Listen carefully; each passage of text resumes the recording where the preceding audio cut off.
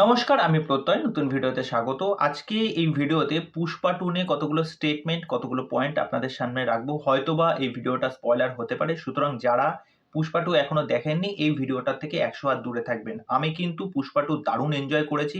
খুব পছন্দের অভিনেতা যেরকম আল্লু অর্জুন সেরকম ফাফা জাস্ট স্ক্রিন খেয়ে নিয়েছে। আর সেটা এক্সপেরিয়েন্স করার জন্য আমি আরেকবার দেখতে যাব। কিন্তু তার মধ্যে থেকেও এই পয়েন্টগুলো মনে হলো আপনাদের সাথে শেয়ার করার দরকার। তা আমি বলছি এটা কোনো নেগেটিভিটি নয়। আমি আল্লু অর্জুনের একজন ডাই হার্ড ফ্যান, ফাফার ডাই হার্ড ফ্যান। যেরকম মাস মুভমেন্ট, যেরকম বিল্ড আপ দিয়েছে এই সিনেমায় দেখবার মতো। আর আল্লু অর্জুন তো পুরো কাঁধে পুরো সিনেমাটা জাস্ট পুল অফ করে দিয়েছে। মানে রিমার্কেবল পারফরমেন্স, তার জীবনে সেরা পারফরমেন্স দিয়েছে। আমি কিন্তু আমার রিভিউ ভিডিওতেও ঠিক সেম কথাই বলেছিলাম এবং এখনো সেম কথাই বলবো। তা প্রথমত মেকার্সরা যখন দেখবেন একটা প্রথম দিকে ভিডিও ছেড়েছিল যে পুষ্পাকে কোথাও খুঁজে পাওয়া যাচ্ছে না, পুষ্পা এখন কোথায়? শীর্ষাচলম জঙ্গলে পুষ্পা এখন আছে। তারপরে এই যে ওয়াইল্ড লাইফ, এই যে সমস্ত পশুদের দেখভাল করা হয়, তখন যেটা ধরা পড়লো মনিটর করতে গিয়ে যে ক্যামেরায়, যে ওই যে বাঘের দৃশ্যটা, যে বাঘ ২ কদম পিছিয়ে গেল, তারপরে পুষ্পাকে আমরা দেখতে পেলাম। এবং পুষ্পাকে পাওয়া যাচ্ছে না বলে পুরো ওই এলাকা জুড়ে পুরো সমস্ত জায়গায় রায়ট চলছে। মানুষ যত্রতত্র যেখানে সেখানে মানে বিচ্ছিন্ন অবস্থা। যে পুষ্পা, তাছাড়া পুষ্পা কি করেছে জনসাধারণের জন্য, তার নিজের লোকেদের জন্য। হ্যাঁ? তা এই বিষয়টা কোথায়? এই বিষয়ের যে মেসেজটা সেটা তো সিনেমাতে মিসিং। এটা তো কোথাও খুঁজে পাইনি। এবার যদি ডিফারেন্স করি যে আগের যে এই যে ভিডিওটা তারা ছেড়েছিল এবং ট্রেলার যেটা ছেড়েছিল, তার মধ্যে আপনি মিলিয়ে দেখুন আকাশ পাতাল তফাৎ। এবার ভালো করে যদি ট্রেলারটা দেখেন, ট্রেলারের মধ্যে যে ব্যাপারগুলো ছিল যে সে এখন ইন্টারন্যাশনাল যাবে। ইন্টারন্যাশনালে গিয়ে ওখানে সেই ইন্টারন্যাশনাল সমস্ত লোকজনের সাথে, মানে চায়নাতে যাচ্ছে না জাপানে যাচ্ছে, সেখানে গিয়ে বসছে, তাদের সাথে মিটিং করছে ওই লাল চন্দনের জন্য। সেই সমস্ত পোর্শন বা সেই সমস্ত দিকগুলো কোথায়? সেই সমস্ত দিকগুলো তো নেই। এখানে দেখবেন এই সমস্ত মাস মাসালা সিনেমার ক্ষেত্রে একটা হিরোর এন্ট্রি কিন্তু প্রচণ্ড ম্যাটার করে। আমি চোখ কান বন্ধ করে বলতে পারি এবং এটা প্রচণ্ড বিশ্বাস নিয়েই বলছি যে আমার আল্লু অর্জুনের যে ফার্স্ট ইন্ট্রো সিনটা দিয়েছে না, সেই ইন্ট্রো সিনটা অত্যধিক বাড়াবাড়ি লেগেছে। ঠিক আছে? হ্যাঁ, ওর মধ্যে এলিভেশন আছে, ব্যাকগ্রাউন্ড স্কোর খুব ভালো। আল্লু অর্জুন সেটা তার স্টাইল দিয়ে, তার সোয়াগ দিয়ে সেটা উতরে দিয়েছে। শুধুমাত্র সেটার জন্যই। এখানে যদি আল্লুর জায়গায় যদি অন্য কোনো স্টার থাকতো বা যেকোনো নায়ক থাকতো সেটা কিন্তু পারতো না এবং সেটা নিয়েও কিন্তু ক্রিটিসিজম হতো। আল্লু অর্জুন বলে কিন্তু এই কথাটা কেউ বলছে না।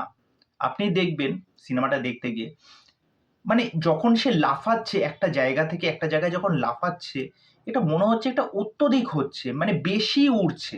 আমরা রিসেন্ট টাইমে প্রচুর এরকম হিন্দি বা সাউথের সিনেমা দেখেছি যেখানে অ্যাকশন কিন্তু ব্যাপক।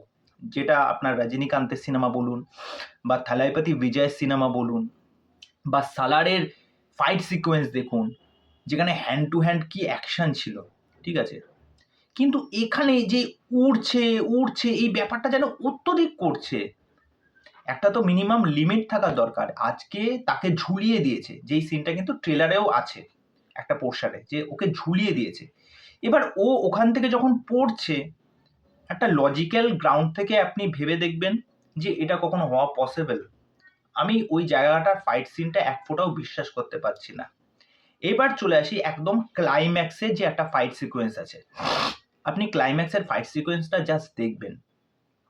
এইটার সাথে সাথে আরেকটা জিনিস মিলিয়ে দেখবেন, পুষ্পাতে যখন পুষ্পাকে মারার জন্য ওই কোন্ডা রেড্ডি ওই জঙ্গলে নিয়ে গিয়ে পুষ্পাকে ওই গর্ত ফর্ত করে ওকে ঢুকিয়ে দেওয়ার চেষ্টা করবে, সেই মুহূর্তে পুষ্পার মুখ পুরো ঢাকা, তার হাত পুরো বাঁধা। সেই অবস্থায় থেকে সে কিভাবে বেরোলো মনে আছে সিনটা? একটা বিরাট বড় গাছের গুড়ি, সেই গাছের গুড়ির তলা দিয়ে যখন যাচ্ছে, ওই গাছের গুড়ির ছোট্ট একটা অংশ বেরিয়ে আছে, সেইটা দিয়ে তার মুখটা, তার ঢাকনাটা রিভিল হলো। আর একজন গুন্ডা যখন তেড়ে আসছে, এবার ও যখন ওই ধারালো অস্ত্রটা চালাচ্ছে, ঘুরিয়ে জাস্ট ফ্লিপ করে দেখবেন ওই অস্ত্রটা তার হাতের ওই দড়িটাকে কেটে দিচ্ছে। তারপরে পুষ্পা অ্যাকশন করছে। এখানে কি দেখাচ্ছে? বলছে তুই জানিস না এ কতটা ডেঞ্জারাস। তার হাত বেঁধে দিয়েছে, তার পা বেঁধে দিয়েছে। সেই অবস্থায় থেকে একটা মানুষ সাপের মতো কিভাবে ওই গ্রাউন্ডের মধ্যে থেকে কিভাবে উড়ে গিয়ে কামড়াতে পারে, এটা এক ফোঁটাও বিশ্বাস করার জায়গা নেই। যেভাবে দেখিয়েছে আমার ওই ফাইট সিকোয়েন্সটা একদম ভালো লাগেনি, কিন্তু তারপরে যে ফাইটটা দেখিয়েছে যে হাত ফাত খোলার পর, সেইটা ভালো, সেইটা মানে মাস মুভমেন্ট, ওটা এনজয় করার মতো। এইবার গল্পটা কি হচ্ছে, চন্দন কাঠকে নিয়ে আপনারা যখন ইন্টারভেলের পরের অংশটা দেখবেন, দেখবেন গল্পটা যেন তার জায়গা থেকে বিভ্রান্ত হয়ে গেছে, অন্য জায়গায় সরে গেছে, একটা অন্য অ্যাঙ্গেল দেখানো হচ্ছে। সেখানে আপনারা অনেকটা সময় ফাহাদ ফাসিলকে দেখতেই পারবেন না যে অ্যাকচুয়ালি কোথায় গেল, ভ্যানিশ হয়ে গেল মানুষটা। এটা আমরা কি গল্প দেখছি, গল্পটা কি দিয়ে শুরু হয়েছিল, সেকেন্ড পার্টে গল্পটা এরকম জগা খিচুড়ির দিকে যাচ্ছে কেন? এখানে যারা যারা মেন অ্যান্টাগনিস্ট ছিল তাদের উদ্দেশ্যটা কি, তাদের বিরুদ্ধে অ্যাকচুয়ালি পুষ্পা কি করছে, একটা ডিফারেন্ট অ্যাঙ্গেল দেখিয়ে দিল। এইবার হতে পারে, এবার আপনারা সকলেই যারা সিনেমাটা দেখেছেন আপনারা জানেন এরপরে পুষ্পা 3 আসবে, যেটার নাম হচ্ছে র্যাম্পেজ। এই যে যেই পোর্শনগুলো এখানে একটা ক্লিফ হ্যাঙ্গারে ছেড়ে দিয়েছে, সেটা কি তাহলে ওই পুষ্পা 3 এর সাথে কিছু একটা লিঙ্ক আপ রয়েছে, হয়তো তার জন্যই ছেড়ে দিয়েছে। কিন্তু আমার মনে হলো এই বিষয়টা অন্যভাবেও রাখা যেত। আর দেখবেন একদম এন্ডিংয়ে গিয়ে একদম ফ্যামিলির যে ব্যাপারটা, কেননা যেহেতু পুষ্পার একটা অবৈধ সন্তান যেটা তার ভাই মনে করে, এবার সেই ভাই তো বরাবর ওই পেছনে কাঠি করে যাচ্ছে এবং সেকেন্ড পার্টেও সেই সেম জিনিস। কিন্তু সেকেন্ড পার্টে তখনই তার ওই জায়গাটায় পৌঁছায় যখন তার মেয়ের একটা অ্যাঙ্গেল দেখানো হয়, মানে তার মেয়ে কিডন্যাপ হয়ে গেছে, এবার তার মেয়েকে বাঁচাতে যাবে পুষ্পা। ওকে, তা ওই জায়গায় গিয়ে সমস্ত সিনারিও চেঞ্জ হয়ে যায়, সে বুঝতে পারে, এবং সেই জায়গাটা না এক প্রকার আমার মনে হচ্ছে ফেক।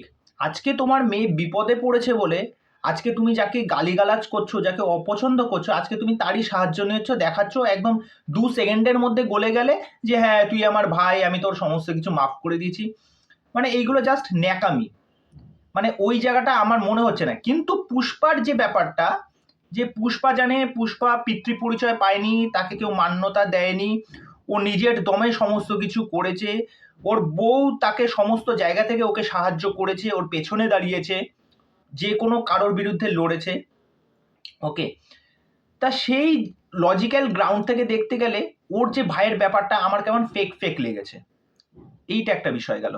তা এই হলো কতগুলো পয়েন্ট। আমার মনে হয়েছে এই গল্পটা যেরকম ভাবে তার শুরু হয়েছিল একদম এন্ডিং এ গিয়ে না একদম অন্যরকম গল্পের মোড় নেয়। আর তা ওটাই হচ্ছে ব্যাপার, যেহেতু পুষ্পার একটা ভেতরে দুঃখ রয়েছে, চাপা কষ্ট রয়েছে, সেই জায়গা থেকে সে যখন তার বাবার নাম পাচ্ছে, তার ফ্যামিলিকে আবার পাচ্ছে, সেই জায়গাটা বরঞ্চ আগে দেখানো দরকার ছিল গল্পটাকে, ঠিক আছে? তারপর ফাইট সিকোয়েন্সটা আসতে পারতো, তাহলে বিষয়টা জমতো। তা এই হলো বক্তব্য বিষয়। তা এই বিষয়গুলো যদি তোমরা নোটিস করে থাকো, সেটা নিয়ে তোমাদের কি মতামত সেটা অবশ্যই আমাকে কমেন্ট করে জানিও।